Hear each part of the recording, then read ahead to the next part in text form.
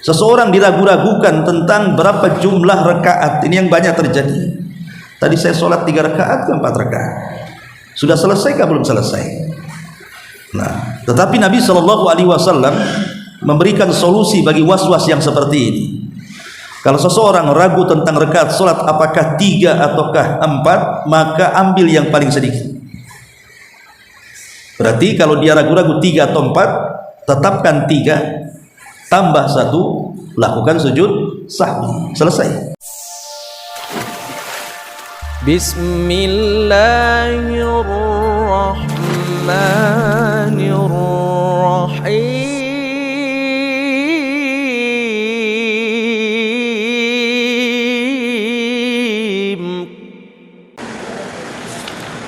Bismillahirrahmanirrahim. Assalamualaikum warahmatullahi wabarakatuh. Alhamdulillah wassalatu wassalamu ala Rasulillah wa ala alihi wa sahbihi wa mawalah wa la hawla wa la quwwata illa billahi wa ba'd. Alhamdulillah, segala puja dan puji hanya milik Allah Subhanahu wa taala. Salawat dan juga salam kita hadiahkan kepada Rasul kita Nabi besar Muhammad sallallahu alaihi wasallam. Dan kita masuk masih pada bab keempat, dan kita baru membahas hadis pertama, dan kita masuk pada hadis kedua, hadis yang ke-26. Kita baca hadisnya.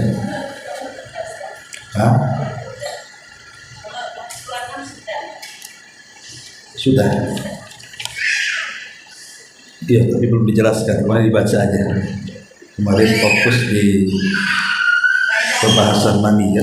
Mani, mati dan wadi. Gak apa-apa, kita ulang. An Abbad ibni Tamimin an Abdullah ibni Zaid ibni Asim al-Mazani radhiyallahu anhu qala syukiya ila Nabi sallallahu alaihi wasallam ar-rajul alladhi yukhayyalu ilayhi annahu yajidu shay'a fi salati faqala la yansarif hatta yasma sautan aw yajida rihan. Dari Abbad ibn Tamim bahwa Abdullah ibn Zaid ibn Asim al-Mazini radhiyallahu anhu, dia menuturkan bahwa Rasul sallallahu alaihi wasallam ditanya tentang orang yang seolah-olah merasakan sesuatu ketika mengerjakan salat.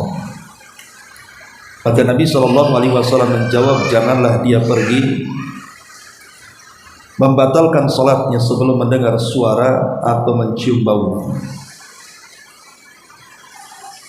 Wan Ummu Qaisi binti Mihsanin al-Asadi annaha atat bibnin laha saghirin lam ya'kul at-ta'am ila Rasulillah sallallahu alaihi wasallam fa ajlasahu fi hijrihi fa bala ala thawbihi fada'a bima'in fa nadahahu ala thawbihi wa lam yaghsil.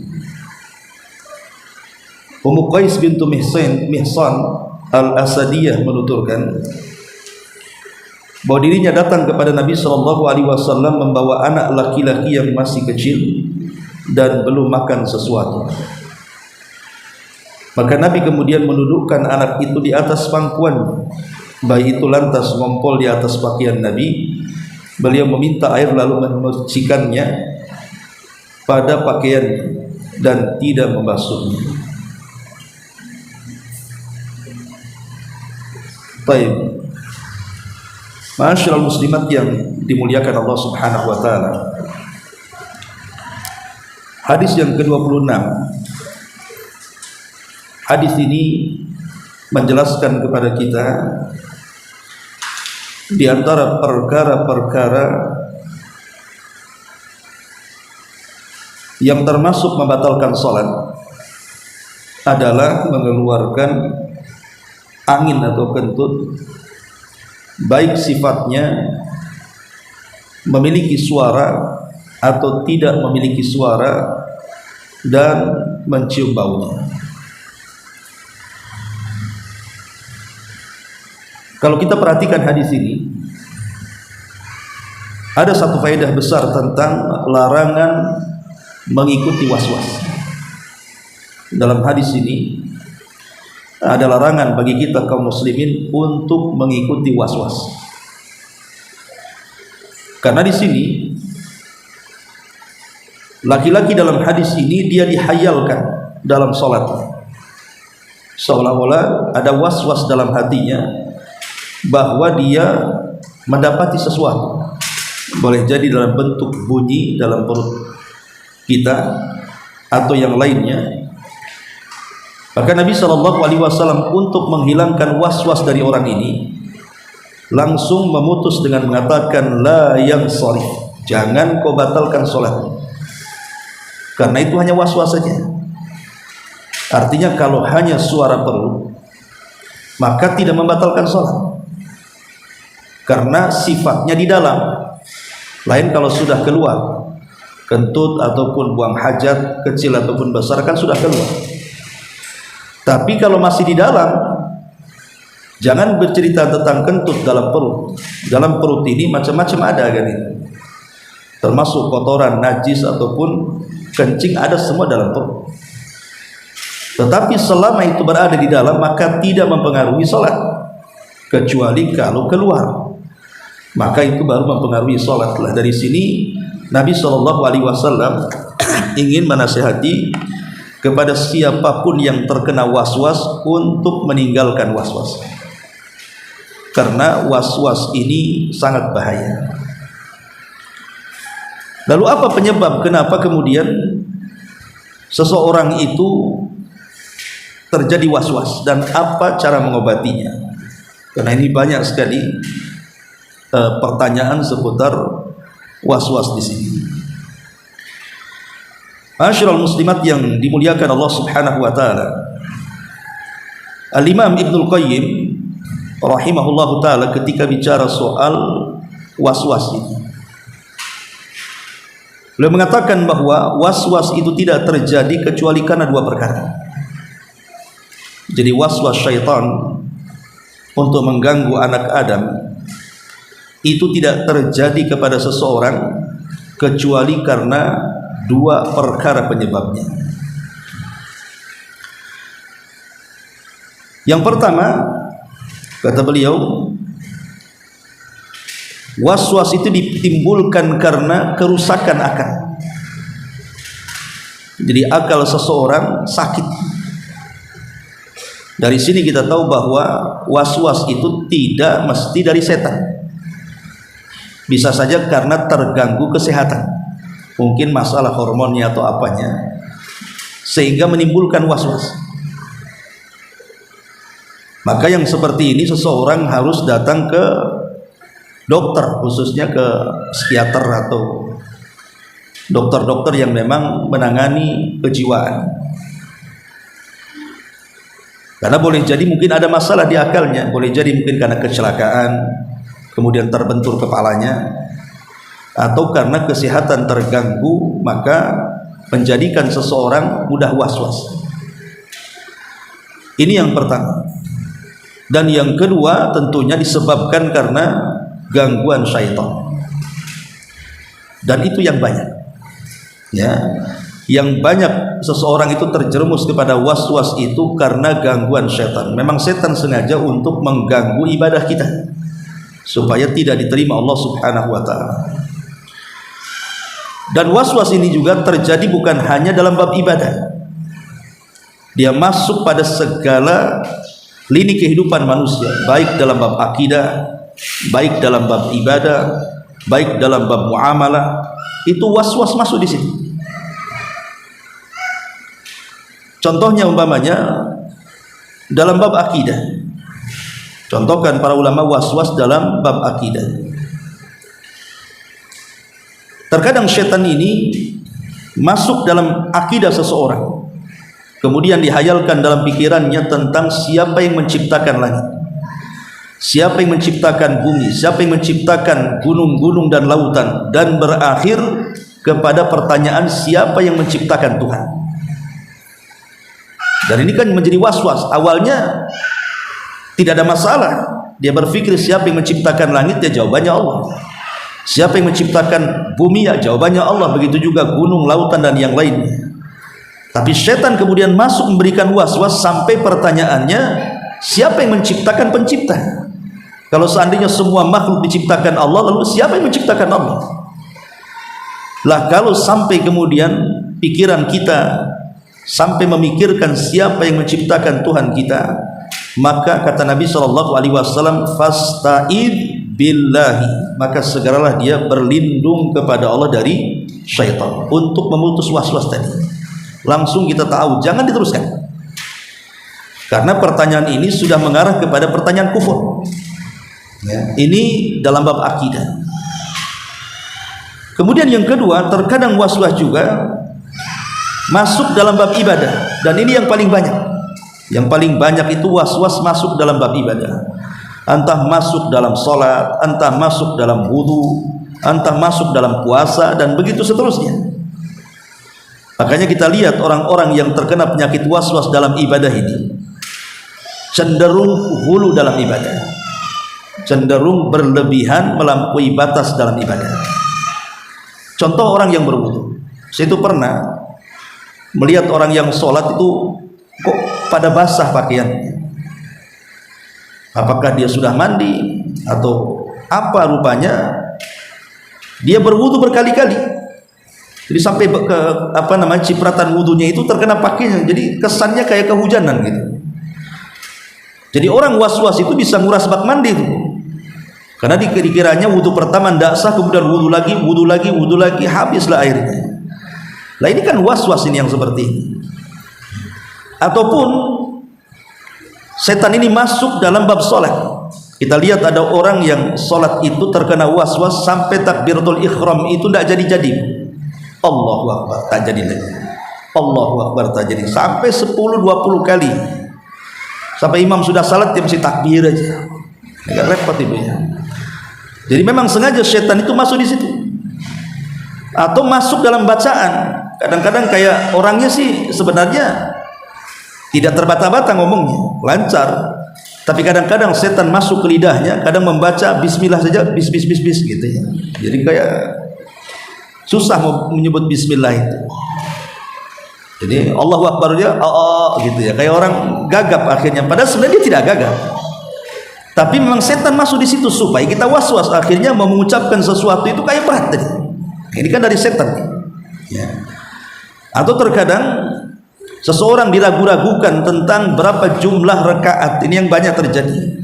Tadi saya sholat 3 rakaat ke 4 rakaat. Sudah selesai kah belum selesai? Nah, tetapi Nabi SAW memberikan solusi bagi was-was yang seperti ini. Kalau seseorang ragu tentang rakaat sholat apakah 3 ataukah 4, maka ambil yang paling sedikit. Berarti kalau dia ragu-ragu 3 atau 4, tetapkan 3 tambah 1, lakukan sujud sahwi, selesai ya. Sebab kalau kita mengambil yang terbanyak, nanti was-wasnya nggak hilang. Oh jangan-jangan 3, jangan-jangan 3. Tapi kalau umpamanya kita mengambil yang sedikit, kalaupun seandainya was-was, kan bilangan rakaatnya sudah pas. Kalaupun seandainya lebih, kan sudah sujud sahwi di situ. Jadi lebih selamat kan gitu ya. Jadi tetapkan kepada yang yakin, kemudian lakukan sujud sahwi. Nah itu juga terjadi kepada salah seseorang yang sedang sholat. Kadang-kadang dilupakan soal jumlah rakaat. Ataupun seperti hadis ini. Hadis ini menceritakan tentang seseorang yang ragu-ragu apakah dia kentut atau tidak. Dibuatnya oleh setan itu was-was dalam bunyi-bunyian dalam perut. Maka Nabi SAW berikan solusi, la yansarif hatta yasma'a sautan aw yajida riha. Jangan batalkan sholatmu sampai betul-betul engkau mendengar suaranya atau mencium baunya. Ataupun tidak ada suara, tidak bau, tapi kita yakin kita kentut. Ya, kan ada kentut itu nggak ada suaranya dan tidak ada baunya gitu. Tapi kita yakin kita kentut. Maka kalau kita yakin kita kentut, yakin itu tidak bisa mengalahkan keraguan. Makanya tetap batal sholatnya. Ma'asyiral muslimat yang dimuliakan Allah Subhanahu wa taala. Jadi intinya jangan sampai kemudian kita terkena was-was, karena was-was dalam ibadah ini bisa merusak ibadah atau minimalnya mengurangi kesempurnaan ibadah. Jadinya yang harusnya takbiratul ihram bersama imam mendapatkan 1 rakaat, sampai rakaat pertama dia masih takbiratul ihram saja, akhirnya kan ketinggalan tuh 1 rakaat. Jadi kayak orang masbuk jadi bisa mengurangi jadinya kan kualitas salat dan juga pahala salat. Ini sering terjadi dalam bab wudu atau bab muamalah, ya, ataupun bab puasa, was-was dia ini sudah masuk atau tidak, kan itu. Ya, maksudnya masuk buka atau tidak, sehingga dia nunggu gelap betul baru makan gitu ya, makan iftar. Padahal tidak boleh kita ini mengakhirkan buka. Justru Nabi SAW merintahkan kita menyegerakan berbuka. Kalau sudah tank keluar maghrib, ya buka langsung gitu ya. Mungkin ketika listrik mati nggak dengar azan, akhirnya was-was, nunggu gelap sajalah kan gitu. Karena ketika kita mengakhirkan buka itu tasyabuh dengan orang-orang ahli kita. Ahli kita puasa, kita juga puasa, cuman kita menyegerakan berbuka, mereka mengakhirkan berbuka. Tapi sengaja setan membuat puasa supaya ibadah kita menyelisih sunnah Nabi sallallahu alaihi wasallam. Ma'asyiral muslimat yang dimuliakan Allah azza wa jalla, ataupun masuk dalam bab muamalah. Was-was itu masuk dalam bab muamalah. Baik, seseorang sudah janji hendak membeli sesuatu dan sudah deal, artinya sudah selesai akadnya, tinggal bayar saja dan menerima barang. Terkadang setan lupa, setan datang melupakan kita, tadi kita sudah ada akad atau tidak, padahal sudah ada kan itu. Ataupun mungkin masuk dalam muamalah yang lebih luas dalam rumah tangga. Terkadang suami sampai was-was, apakah saya menceraikan istrinya atau tidak. Nah itu masuk ke situ. Jadi was-was ini memang sangat bahaya sekali, karena memang syaitan sengaja untuk merusak anak Adam. Ma'asyiral muslimat yang dimuliakan Allah azza wa jalla, Al-Imam An-Nawawi rahimahullahu taala ketika memberikan catatan kepada hadis ini, beliau mengatakan ma'nahu, ketika beliau mengatakan dari kalimat la yansarif hatta yasma sautan aw yajida rihan, sampai ke mendengar suara atau baunya, beliau mengatakan ma'nahu, maknanya ya'lamu wujuda ahadihima, dia mengetahui adanya salah satu dari keduanya, wala yushtaratus sama wasam, dan tidak disyaratkan harus mendengar suara atau mencium bau, bi ijma'il muslimin, dengan kesepakatan kaum muslimin. Wala farqa fi syakki baina an yastawi al ihtimalani fi wuqu'il hadathi wa adami aw yatarajjah ahaduhuma aw yaghlib ala dhannihi fala wudhu'a alaihi bi kulli halin. Ataupun umpamanya seseorang ragu-ragu antara kentut atau tidak, ya. Maka ragu-ragu ini dan keraguan-raguannya ini anggap saja umpamanya 50-50. Maka tidak boleh kemudian kita mengikuti keraguan-raguan tersebut, tetapi kembalikan kepada hukum asal. Umpamanya 50-50 ini, tadi saya keluar angin atau tidak ya dalam sholat, ya, perasaan keluar tapi enggak kan itu ya. Ini kan ada 50-50 nih. Maka kalau yang seperti ini jangan mengikuti was-was, tapi kembalikan hukumnya kepada hukum asal. Hukum asal, ibu sedang sholat berarti punya wudu. Namanya orang sholat pasti punya wudu kan begitu. Itu hukum asalnya. Berarti tetapkan kepada hukum asalnya, batalkan was-wasnya. Berarti ibu masih sah sholat. Beda kalau ibu belum wudu, kemudian timbul was-was, saya sudah wudu atau belum? Ya belum wudu lah kan gitu. Namanya belum wudu. Kembalikan kepada hukum asalnya. Tapi kalau sudah sholat atau sedang sholat, maknanya kan tidak mungkin sholat tanpa wudu. Maka kembalikan kepada hukum asal supaya menghilangkan was-was tadi. Adapun bagaimana caranya supaya kita terhindar dari was-was ini? Pertama, al-isti'adzatu billahi minasyaitonir rajim. Pertama, baca ta'awudz, baca a'udzubillah. Kita berlindung kepada Allah subhanahu wa ta'ala dari syaitan, karena memang was-was itu kebanyakan datang dari syaitan. Walaupun ada tadi saya katakan was-was itu datang dari kesehatan, dan ini paling mujarab, karena Allah subhanahu wa ta'ala mengatakan wa imma yanzaghannaka minasyaitani nazghun fasta'idz billahi innahu samiul alim. Apabila datang kepadamu gangguan dari setan berupa waswas, maka segeralah ta'awudz, meminta perlindungan kepada Allah Subhanahu wa taala. Ini yang pertama. Yang kedua, al-ilmu. Ilmu yang bisa menghilangkan waswas itu adalah ilmu. Karena orang jahil selalu waswas. Selalu waswas gitu, ini boleh atau tidak? Haram apa halal? Ya, yang ini tuh bid'ah atau sunnah? Ya, jadi orang yang jahil itu selalu waswas tentang hukum karena dia tidak punya pengetahuan tentang itu. Akhirnya menerka-nerka. Maka supaya menghilangkan perasaan was-was itu belajar.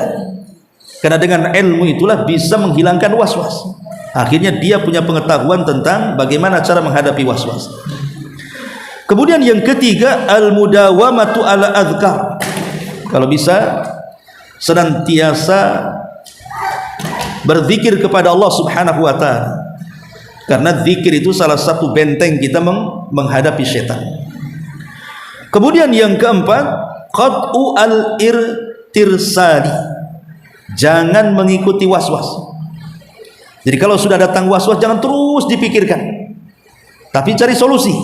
Ya. Sebagaimana Nabi SAW memberikan solusi di sini kan, orang dihayalkan dalam sholatnya apakah dia kentut atau tidak, padahal baru suara perut kan gitu.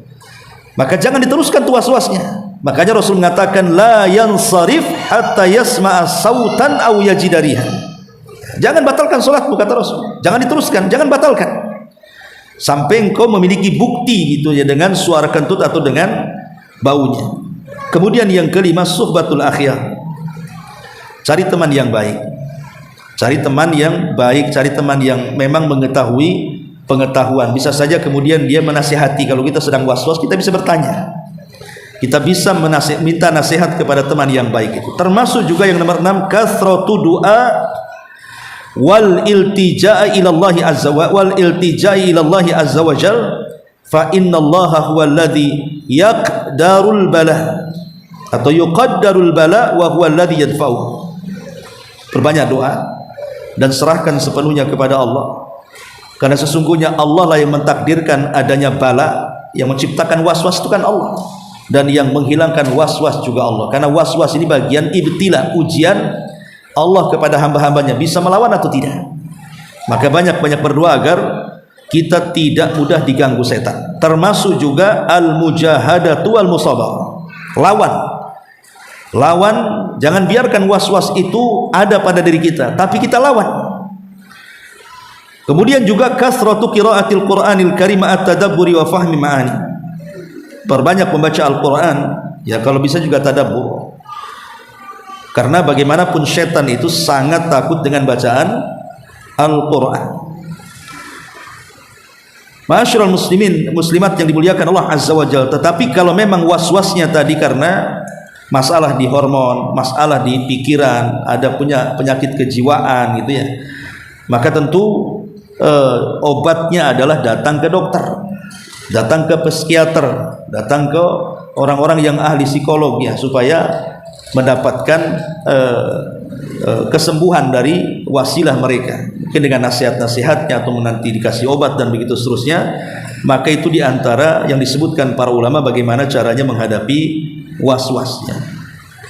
Karena was-was ini itu bisa mengantarkan kepada kita, ya sebenarnya secara hukum begini Bu, orang yang terkena was-was memang tidak ada hukumnya, artinya tidak berdosa.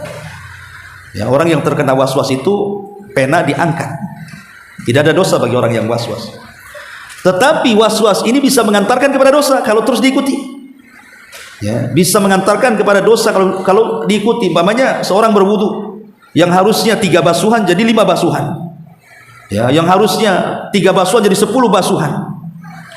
Lah ketika kemudian kita menambah apa yang disunnahkan Nabi SAW, maka masuk dalam hadis Rasul, faman zada faqad asaa wa ta'adda wa zalama.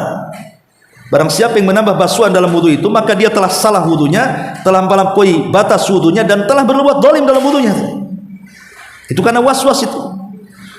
Tapi kalau orang yang berilmu kan cukup kita berwudu, bukankah setiap basuhan walaupun 1 kali sudah sah wudunya? Kan yang wajib 1 kali, 2 dan 3 itu sunnah saja. Kalau orang punya pengetahuan, ya sudah, kalau sudah dibasuh 1 kali sudah selesai kan gitu ya. Tapi orang yang was-was ini tidak, dia rasanya nambah terus, kayaknya Setan sengaja masuk, perbanyak basuhanmu nanti supaya makin sempurna, makin bersih. Itu setan memang sengaja memberikan was-was itu, seolah-olah wudu seperti itu afdol, padahal justru menyelisih sunnah. Ya, sengaja kemudian setan mendorong-dorong itu seorang untuk melakukan bid'ah dan menyelisih sunnah Nabi Sallallahu Alaihi Wasallam. Nah, ini bahaya was-was itu sampai ke situ jadinya kan, sampai kepada kekufuran, sampai kepada bid'ah, sampai kepada maksiat. Ya, dan itu senjata setan. Ya, subhanallah ya, setan itu ketika kita disesatkan itu bukan ditarik tangan kita atau didorong badan kita, tidak. Nggak ada setan itu, dan dia tidak punya kuasa untuk itu.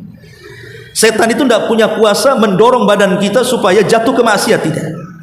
Atau ngajak-ngajak tangan kita gitu, yang nyeret-nyeret, ayo kita mabok, ayo kita zina. Nggak ada setan itu seperti itu. Dan setan tidak punya kuasa untuk itu. Setan itu hanya membisikkan saja. Ya, dia datang ke hati kita, kemudian dibisikkan saja itu. Tapi bisikan setan itu memang luar biasa. Lihat Nabi Adam alaihi salam, gara-gara dibisikkan setan, pada Allah subhanahu wa ta'ala sudah banyak memberikan nikmat di sorga itu, seolah-olah Allah katakan, ya Adam, semua yang ada di sorga itu halal makan, kecuali satu. Dari ribuan nikmat yang ada di sorga itu, cuma satu tidak boleh dekati. Tapi setan datang kepada Adam, dibuatnya penasaran dengan pohon yang satu itu. Coba, kemudian setelah penasaran nengok pohon itu, dimasuki lagi was-was, udah petik aja, makan aja. Akhirnya pula makan terus dari sorga. Nah, kalau sekelas Adam alaihi salatu wassalam, Abul Bashar, manusia pilihan, bisa melanggar larangan Allah subhanahu wa ta'ala hanya karena mengikuti was-was syaitan, bagaimana pula kita?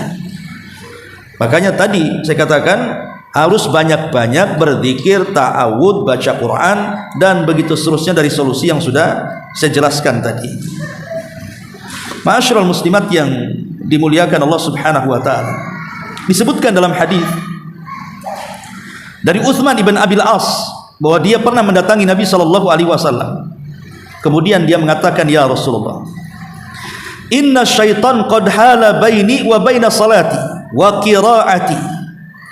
Ya Rasulullah, sesungguhnya setan telah menghalangi antara diriku dan salatku, dan antara diriku dan bacaan salatku. Yulabbisu alayya, berusaha untuk membuat talbis, keraguan-raguan.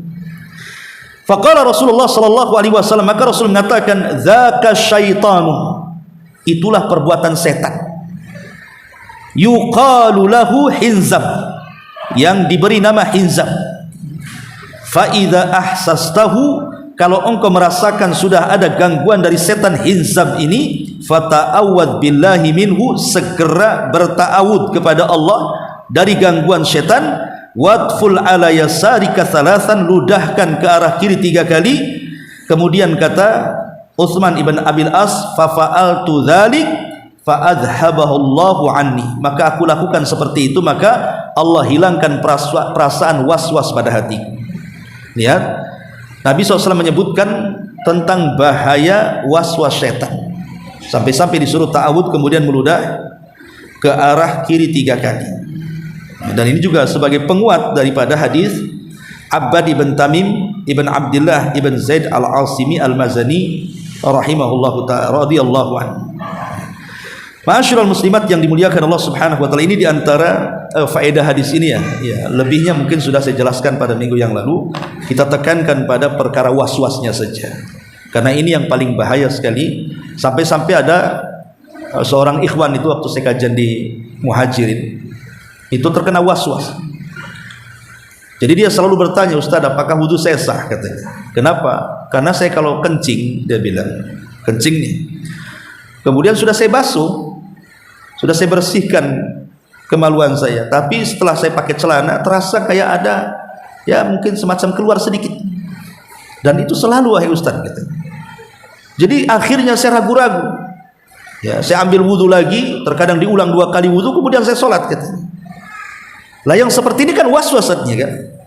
Ya, padahal para ulama ketika bicara seperti ini, kalau kita kencing dan kita sudah cebok, ya, kalau umpamanya di tengah jalan mungkin ada perasaan keluar sedikit, itu tidak ada masalah, dimaafkan oleh para ulama.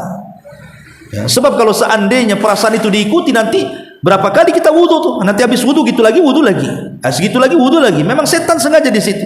Coba perhatikan hadis Nabi SAW ketika Rasul mengatakan, apabila sandalmu kemudian terkena kotoran najis. Apa kata Rasul? Cara membersihkannya cukup digosokkan ke tanah 1 kali, itulah cara pembersihannya. Pertanyaannya, sandal yang menginjak kotoran, umpamanya ada kotoran manusia keinjak sandal, kemudian digosok 1 kali ke tanah, pertanyaan bersih atau tidak? Nggak akan bersih. Walaupun mungkin bersih kotorannya, baunya juga masih ada kan. Tapi Rasulullah SAW mengatakan begitulah cara pembersihannya. Tidak pula kemudian kita berpikir itu kan masih kotor, berarti kita harus cuci lagi. Itu sudah ta'addi namanya, menyelisih sunnah kan gitu. Yakin sajalah sudah bersih, kata Rasul bersih, ya bersihlah, selesai gitu. Ataupun umpamanya seseorang yang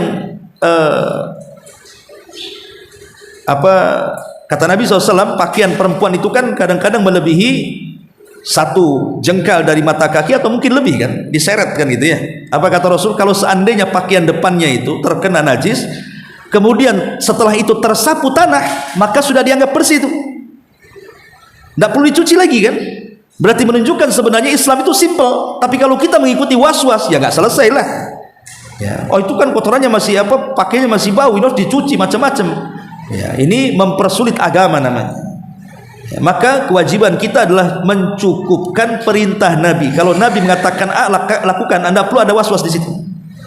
Nah ini menunjukkan bagaimana Islam itu agama yang mudah, agama yang simple, tidak memberatkan dan tidak harus berlebihan dalam ibadah. Ikutilah perintah baik Al-Quran atau sunnah Nabi sallallahu alaihi wa ala alihi wasallam. Ini tambahan keterangan tentang hadis la yansarif hatta yasma'a sautan au yajida rihan. Kemudian hadis berikutnya, an Ummi Qaisin, dari Ummu Qais, dari Ummu Qais binti Mihsanin al-Asadi. Ummu Qais dalam hadis ini dia adalah saudari dari Imran ibn Mihsan, Ukasa ibn Mihsan al-Asadi. Ingat pada hadis ketika Nabi SAW bercerita tentang 70.000 orang yang masuk surga tanpa hisab dan adab. Kemudian Nabi SAW menyebutkan ciri-cirinya atau sifat-sifatnya, bukan orangnya. Kata Nabi SAW, orang yang akan masuk surga tanpa hisab dan azab dari 70.000 itu adalah, pertama orang yang tidak minta diruqyah, yang kedua orang yang tidak minta diobati dengan kai besi panas, yang ketiga orang yang tidak tatayur, dan yang keempat orang yang bertawakal kuat kepada Allah. Kemudian ada sahabat yang bernama Ukasa ibn Mihsan. Dia mengatakan, ya Rasul, doakan aku termasuk mereka, maksudnya 70.000 yang masuk surga tanpa hisab dan azab. Kata Rasul, anta minhum, engkau termasuk mereka. Tiba-tiba semua para sahabat ingin juga mengatakan, doakan juga kami wahai Rasul, doakan juga kami wahai Rasul. Tapi Rasul mengatakan apa? Sabaqakum biha Ukasa, telah mendahului kalian semua Ukasa bin Mihsan. Lah Ukasa bin Mihsan ini punya saudari namanya Ummu Qais binti Mihsan al-Asadi. Lah Ummu Qais bin Mihsan al-Asadi ini dia punya anak kecil laki-laki. Karena akan dibedakan antara anak bayi laki-laki dengan anak bayi perempuannya, dibedakan. Dalam Islam itu dibedakan hukum cara membersihkan najisnya, sama-sama najis. Ya, kencing, yang namanya kencing manusia, mau bayi, mau remaja, mau dewasa, mau tua, tetap najis. Jadi kencing manusia itu najis secara mutlak. Cuman yang menjadi khilaf itu adalah bukan hukum najisnya, tapi hukum cara membersihkan najisnya. Khusus bagi bayi yang belum makan, ya dia masih makan nasi. Tapi kalau sudah makan itu tidak ada khilaf ulama, harus dicuci. Mau laki-laki mau perempuan, kalau sudah makan wajib dicuci. Yang jadi masalah adalah bayi yang belum makan, masih minum air susu, dia belum makan apa-apa. Lah Ummu Qais ini punya bayi kecil laki-laki, dia belum makan. Dia datang kepada Nabi SAW. Biasa para sahabat itu mereka ingin meminta berkah dengan membawa anak-anak mereka dihadapkan kepada Rasul, biar Rasul mentahnik itu mengunyahkan kurma sampai lembut, kemudian dioleskan di bibirnya ya. Kemudian setelah itu Rasul mendoakan berkah dan kebaikan, dan doa Nabi SAW mustajab. Contoh ketika doanya Nabi SAW kepada siapa? Ibnu Abbas kan pernah didatangkan waktu bayi juga oleh pamannya Abbas. Ya, karena Abbas itu anak dari pamannya, Ibnu Abbas anak dari pamannya Rasul, Abbas ibn Abdul Muthalib. Ketika bayi datang ke hadapan Rasul, kemudian setelah ditahnik, Rasulullah SAW mendoakan Ibnu Abbas dengan doa apa? Allahumma alimhu fid dini, Allahumma faqihu fid din wa alimhu ta'wila. Ya Allah, cerdaskan anak ini, ya Allah buat dia menjadi pakar yang memahami Quran. Maka setelah Abdullah ibn Abbas besar, doa Rasul menjadi kenyataan kan. Akhirnya Ibnu Abbas menjadi seorang pakar Quran, bahkan dikatakan sayyidu ahli tafsir, pemimpinnya ahli tafsir, berkat doa Nabi SAW dan usaha dia tentunya, karena doa tanpa usaha juga percuma ya. Lah makanya kemudian di sini Ummu Qais ini dia membawa putra kecilnya itu menghadap Nabi supaya Rasul mentahni kemudian mendoakan. Maka setelah kemudian di pangkuan Nabi, anak bayi laki-laki itu, anak Ummu Qais bintu Mihsan al-Asadiyah ini, ya namanya anak-anak kan, tiba-tiba dia kencing. Ya kalau di zaman sekarang kan sudah ada antisipasi, ada pampers kan, di zaman Nabi belum ada pampers kan itu ya. Sehingga tiba-tiba kemudian dia ngompol lah, kenalah ke kain Nabi, karena memang ada di pangkuan Nabi. Tapi Nabi SAW tidak mencuci pakaiannya. Dengan cara apa? Rasul hanya memintakan air dalam bejana, kemudian setelah didatangkan di hadapan Rasul, Rasul hanya memasukkan tangannya di air itu, kemudian diperciki saja. Jadi bekas kencingnya diperciki gini aja, ambil air. Lah dengan cukup memerciki itu sudah anggap bersih tuh pakaiannya. Padahal kalau diperciki apakah kemudian hilang apanya, air kencingnya kan nggak hilang kan gitu, tetap dalam kain kan. Tapi ketika begitulah cara pembersihannya sudah dianggap suci kan. Ini juga memotong adanya was-was nih. Tetapi sekali lagi tentu beda kencing anak laki-laki dengan kencing anak perempuan, karena kalau kencing anak perempuan itu ada hukum tersendiri. Nabi SAW memerintahkan untuk mensucikannya dengan cara mencucinya, sama dengan kencing orang besar. Tapi khusus bayi laki-laki, ya maka bayi laki-laki tidak harus dicuci. Ya kalau dicuci nggak apa-apa, lebih baik lagi. Tapi kalaupun diperciki itu sudah cukup. Contoh umpamanya di kasur lah, ya kan biasanya anak-anak biasanya mungkin pempesnya itu bocor, kita tidak tahu kan. Tipis pempesnya bocor atau kepenuhan pempesnya, akhirnya bocor sedikit, nampaklah itu basah di situ. Maka lihat, kalau anak laki-laki tidak perlu sulit, ambil air, kalau dia belum makan cukup diperciki di atasnya gitu saja ya, itu sudah cukup itu. Tapi kalau anak perempuan tidak bisa, anak perempuan najis, harus spraynya dicuci, dan kasurnya kalau sampai nembus ya dicuci juga ya, karena beda kalau anak laki-laki dan perempuan. Apa hikmahnya wallahu alam. Walaupun banyak ulama juga yang mencari-cari hikmahnya, katanya kencingnya anak perempuan itu lebih bau kan, itu ya nggak tahu juga kan, mungkin ibunya makan pete, nggak tahu juga. Mungkin anak laki-laki tidak terlalu bau, anak perempuan itu terlalu kental, anak laki-laki encer, wallahu alam, ada juga. Tetapi kita tidak mencari-cari hikmahnya lah. Yang jelas ketika Nabi SAW membedakan kencing anak laki-laki yang belum makan dengan kencing anak perempuan yang belum makan, cara membersihkannya sudah kita katakan sami'na wa ata'na, tidak perlu ada was-was di sini ya, cukup diperciki sudahlah kan itu. Nah ini juga dikuatkan oleh hadis Aisyah, hadis berikutnya di sini, an Aisyah ta ummul mukminin radhiyallahu anha, anna Nabiy sallallahu alaihi wasallam utiya bisabiyyin fabala ala thawbihi fada bima'in fa'atbahu iyah wa li muslimin fa'atbahu baulahu walam yaghsilhu. Kata Aisyah ummul mukminin radhiyallahu anha mengatakan bahwa ada bayi laki-laki yang dibawa ke hadapan Rasul. Bayi itu lantas ngompol di atas pakaian beliau, lalu beliau meminta air dan memerciki air tersebut pada kencing yang mengenai bajunya, dan Rasul dalam riwayat tidak mencucinya, ya cukup memercikinya dan tidak mencucinya. Nah ini diantara faedah dua hadis ini. Wallahu alam, sekira cukup dua hadis saja. Tapi sebelum saya tutup, kita buka tanya jawab, silakan.